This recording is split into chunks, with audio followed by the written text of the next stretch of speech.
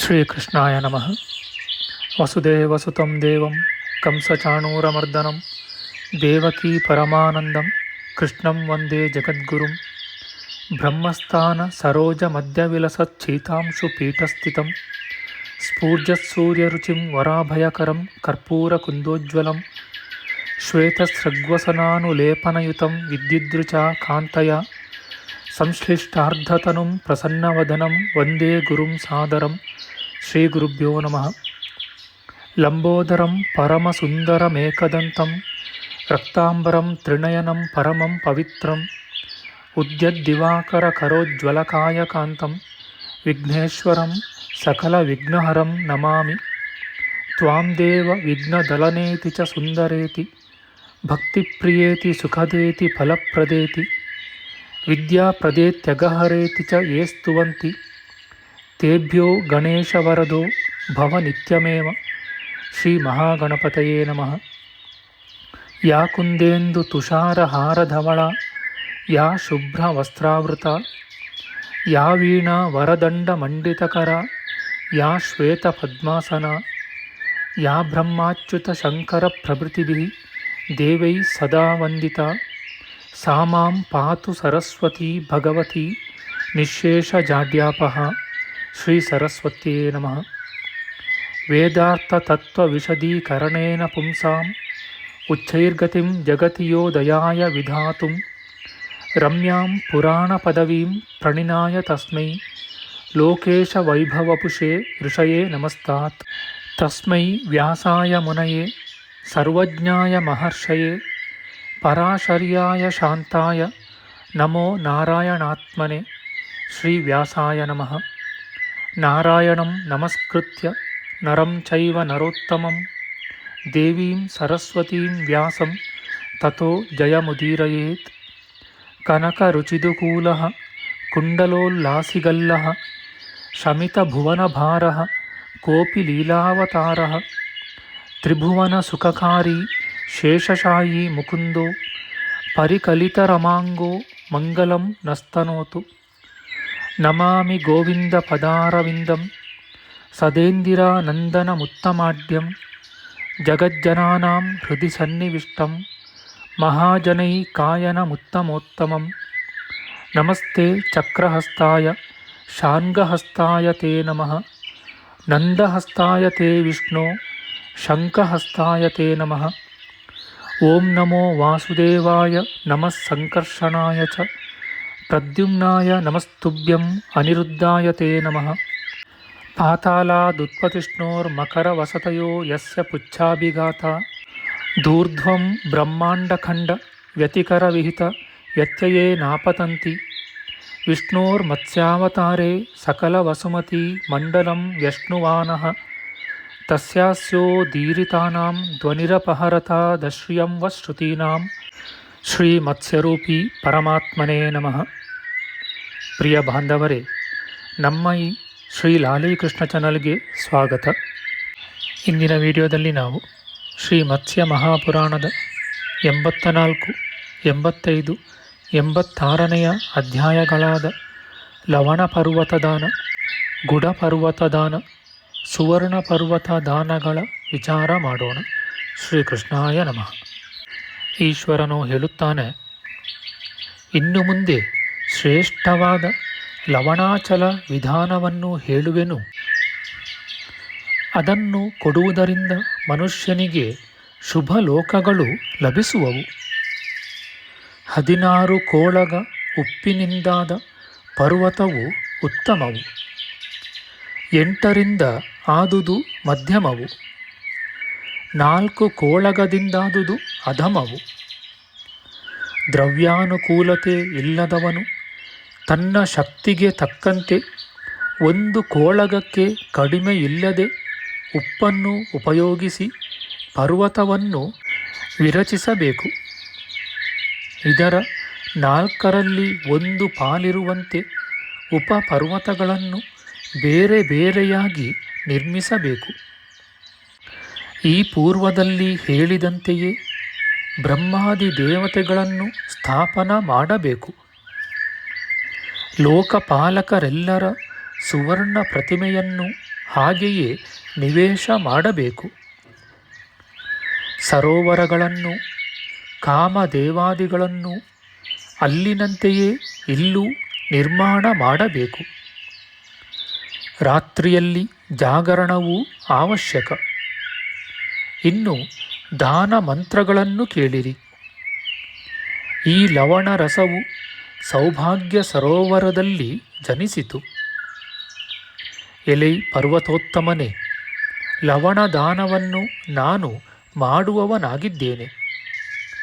ನನ್ನನ್ನು ನೀನು ಸಲಹು. ಲವಣವಿಲ್ಲದಿದ್ದರೆ ಅನ್ನ ರಸಗಳೊಂದೂ ರುಚಿಸವು. ಅದು ಪಾರ್ವತೀ ಪರಮೇಶ್ವರರಿಗೆ ನಿತ್ಯವೂ ಪ್ರಿಯವೆನಿಸಿರುವುದು. ಆದ ಕಾರಣ ಎಲೈ ಲವಣರಸವೇ, ನನಗೆ ಶಾಂತಿಯನ್ನು ನೀಡು. ನೀನು ವಿಷ್ಣುವಿನ ದೇಹದಲ್ಲಿ ಉದ್ಭವಿಸಿ ಆರೋಗ್ಯವನ್ನು ಬೆಳೆಸತಕ್ಕುದಾಗಿರುವೆ. ಆದುದರಿಂದ ಪರ್ವತ ರೂಪದಿಂದಿರುವ ನೀನು ಸಂಸಾರ ಸಾಗರದಿಂದ ನನ್ನನ್ನು ರಕ್ಷಿಸು. ಈ ನಿಯಮವನ್ನು ಅನುಸರಿಸಿ ಲವಣ ಪರ್ವತವನ್ನು ದಾನ ಮಾಡತಕ್ಕವನು ಪಾರ್ವತೀ ಲೋಕದಲ್ಲಿ ಕಲ್ಪಪೂರ್ತಿಯಾಗಿ ವಾಸ ಮಾಡಿ ಬಳಿಕ ಮುಕ್ತನಾಗುವನು. ಇತಿ ಶ್ರೀ ಮಾತ್ಸ್ಯೆ ಮಹಾಪುರಾಣೆ ಲವಣಾಚಲ ಕೀರ್ತನಂ ನಾಮ ಚತುರಶೀತಿತಮೋಧ್ಯಾಯಃ. ಅಥ ಪಂಚಾಶೀತಿತಮೋಧ್ಯಾಯಃ. ಈಶ್ವರನು ಹೇಳುತ್ತಾನೆ, ಇನ್ನು ಮುಂದೆ ಬೆಲ್ಲದ ಬೆಟ್ಟದ ದಾನದ ವಿಧಿಯನ್ನು ಹೇಳುವೆನು. ಅದನ್ನು ಕೊಡುವುದರಿಂದ ಮನುಜನು ದೇವತೆಗಳಿಗೂ ಮಾನ್ಯನಾಗಿ ಸ್ವರ್ಗದಲ್ಲಿ ವಾಸಿಸುವನು. 10 ಭಾರಗಳ ತೂಕ ಬೆಲ್ಲದಿಂದಾದ ಪರ್ವತವು ಉತ್ತಮ. 2000 ಫಲಗಳ ತೂಕಕ್ಕೆ 1 ಭಾರವೆಂದು ಹೆಸರು. ಫಲವೆಂದರೆ ಸುಮಾರು 3 ತೊಲೆಗಳ ತೂಕ. 5 ಭಾರಗಳಿಂದಾದರೆ ಮಧ್ಯಮ, 3ರಿಂದಾದುದು ಕನಿಷ್ಠವೆನಿಸುವುದು. ದ್ರವ್ಯ ಸೌಕರ್ಯವಿಲ್ಲದವನು ಇದರಲ್ಲಿ ಅರ್ಧದಿಂದಲಾದರೂ ಮಾಡಬಹುದು. ಪೂರ್ವದಲ್ಲಿ ಹೇಳಿದಂತೆಯೇ ಪ್ರಾರ್ಥನೆಯನ್ನು ಪೂಜೆಯನ್ನು ಮಾಡಿ ಚಿನ್ನದ ಮರಗಳನ್ನು ನೆಟ್ಟು ದೇವತೆಗಳನ್ನು ಆರಾಧಿಸಬೇಕು. ವಿಷ್ಕಂಭ ಪರ್ವತಗಳು, ಸರೋವರಗಳು, ವನಗಳು ಮತ್ತು ದೇವತೆಗಳು ಅಲ್ಲಿನಂತೆಯೇ ನಿರ್ಮಿತರಾಗುವರು. ಹೋಮ, ಜಾಗರಣ, ಲೋಕಪಾಲಕರ ನಿವೇಶನ ಇವೆಲ್ಲವನ್ನು ಧಾನ್ಯ ಪರ್ವತಕ್ಕೆ ಮಾಡಿದ ಹಾಗೆಯೇ ನಡೆಸಬೇಕು. ಈ ಮುಂದಿನ ಮಂತ್ರವನ್ನು ಉಚ್ಚರಿಸಬೇಕು. ದೇವತೆಗಳಲ್ಲಿ ವಿಶ್ವರೂಪನಾದ ಜನಾರ್ದನನು, ವೇದಗಳಲ್ಲಿ ಸಾಮವೇದವು, ನಾರಿಯರಲ್ಲಿ ಪಾರ್ವತಿಯು ಶ್ರೇಷ್ಠವೆನಿಸಿರುವಂತೆ ರಸಗಳಲ್ಲೆಲ್ಲ ಕಬ್ಬಿನ ರಸವು ಯಾವಾಗಲೂ ಉತ್ತಮವೆಂದು ಪ್ರಖ್ಯಾತವಾಗಿದೆ. ಎಲೆ ಗುಢ ಪರ್ವತವೇ, ಸೌಭಾಗ್ಯವನ್ನೀವ ಪಾರ್ವತೀದೇವಿಗೆ ನೀನು ಒಡ ಹುಟ್ಟಿದವನು, ನಿವಾಸ ಸ್ಥಾನವೂ ಆಗಿರುವೆ. ಆದುದರಿಂದ ನನಗೆ ಉತ್ತಮವಾದ ಸಂಪತ್ತನ್ನು ಶಾಂತಿಯನ್ನು ಕರುಣಿಸು. ಈ ವಿಧಿಯಿಂದ ಗುಢ ಪರ್ವತವನ್ನು ದಾನ ಮಾಡುವಾತನು ಗಂಧರ್ವರಿಂದ ಪೂಜಿತನಾಗಿ ಪಾರ್ವತೀದೇವಿಯ ಲೋಕದಲ್ಲಿ ಮಾನ್ಯತೆಯನ್ನು ಪಡೆಯುವನು. ಬಳಿಕ 100 ಕಲ್ಪಗಳ ಕೊನೆಯಲ್ಲಿ ಸಪ್ತದ್ವೀಪಗಳ ಅಧಿಪತಿಯಾಗುವನು. ಆಯುಸ್ಸು, ಆರೋಗ್ಯ ಇವುಗಳಿಂದ ಪೂರ್ಣನಾಗಿ ಶತ್ರುಗಳಿಗೆ ಅಜೇಯನಾಗಿರುವನು. ಇತಿ ಶ್ರೀ ಮಾತ್ಸ್ಯೆ ಮಹಾಪುರಾಣೆ ಗುಢಪರ್ವತ ಕೀರ್ತನಂ ನಾಮ ಪಂಚಾಶೀತಿತಮೋಧ್ಯಾಯಃ. ಅಥ ಷಷ್ಠಾಶೀತಿತಮೋಧ್ಯಾಯಃ. ಈಶ್ವರನು ಹೇಳುತ್ತಾನೆ, ಬಳಿಕ ಪಾಪಹರವೆನಿಸಿದ ಸುವರ್ಣಾಚಲದ ದಾನವಿಧಿಯನ್ನು ಹೇಳುತ್ತೇನೆ. ಅದನ್ನು ದಾನ ಮಾಡುವುದರಿಂದ ಮನುಜನು ಬ್ರಹ್ಮಲೋಕವನ್ನು ಪಡೆಯುವನು. 1000 ಫಲಗಳ ತೂಕದ ಚಿನ್ನದಿಂದಾದ ಪರ್ವತವು ಉತ್ತಮವು, 500ರಿಂದ ಮಧ್ಯಮವು, ಅದರ ಅರ್ಧದಿಂದಾದರೆ ಅಧಮವು. ಬಡವನಾದರೂ ತನ್ನ ಶಕ್ತಿಯನ್ನು ನೋಡಿಕೊಂಡು ಒಂದು ಫಲಕ್ಕೆ ಕಡಿಮೆ ಇಲ್ಲದಂತೆ ಸುವರ್ಣದಾನ ಮಾಡಬೇಕು, ಮತ್ಸರಿಸಬಾರದು. ಓ ಮುನಿಪುಂಗವ, ಧಾನ್ಯ ಪರ್ವತದಂತೆಯೇ ಎಲ್ಲವನ್ನೂ ಮಾಡಬೇಕು.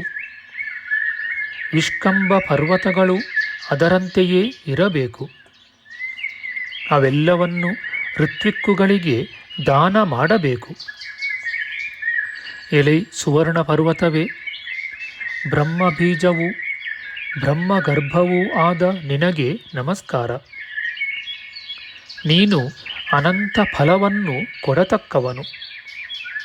ಆದುದರಿಂದ ನೀನು ನನ್ನನ್ನು ರಕ್ಷಿಸು.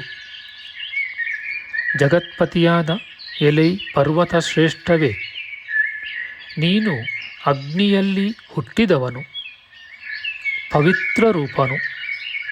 ಸುವರ್ಣ ಪರ್ವತ ರೂಪದಿಂದ ನನ್ನನ್ನು ರಕ್ಷಿಸು. ಈ ವಿಧಿಯಿಂದ ಕನಕ ಪರ್ವತವನ್ನು ದಾನ ಮಾಡುವಾತನು ಪರಮಾನಂದಕರವಾದ ಬ್ರಹ್ಮಲೋಕವನ್ನೈದುವನು. ಅಲ್ಲಿ 100 ಕಲ್ಪಗಳ ಕಾಲವಿದ್ದು ತರುವಾಯ ಉತ್ತಮ ಗತಿಯನ್ನು ಪಡೆಯುವನು. ಇತಿ ಶ್ರೀ ಮಾತ್ಸ್ಯೆ ಮಹಾಪುರಾಣೆ ಸುವರ್ಣಾಚಲಕೀರ್ತನಂ ನಾಮ ಷಷ್ಟಾಶೀತಿತಮೋಧ್ಯಾಯ. ಶ್ರೀಕೃಷ್ಣಾರ್ಪಣಮಸ್ತು.